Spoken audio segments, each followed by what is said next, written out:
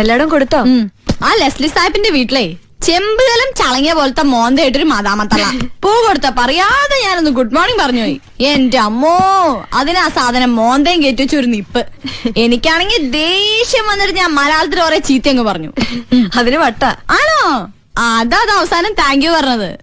പിന്നെ ചേച്ചി, വഴിയിൽ ഞാൻ ദീപുവിനെ കണ്ടു, പൂവും കൊടുത്തു. എന്നിട്ട് ഞാൻ പറഞ്ഞു ചേച്ചിയുടെ പിണക്കം ഞാൻ മാറ്റും, അവരോട് ഇങ്ങോട്ട് തന്നെ താമസിക്കാൻ വരണം എന്നൊക്കെ. നീ എന്തിനാ അങ്ങനെ പറയാൻ പോയത്? ചേച്ചിയുടെ ഭാഗത്തൂല്ലേ തെറ്റ്? എന്തിനാന്ന് അത്രയും ചൂടായത്? അത് പിന്നെ ആ ഭൂതത്തിന്റെ വർത്തമാനം കേട്ടപ്പോ അവരോട് പോവാൻ പറ. നമ്മുടെ ഇഷ്ടത്തിനല്ലേ നമ്മൾ ജീവിക്കുക.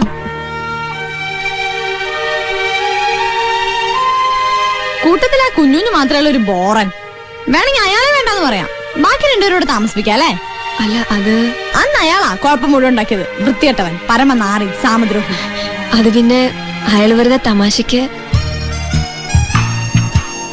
തമാശക്ക്?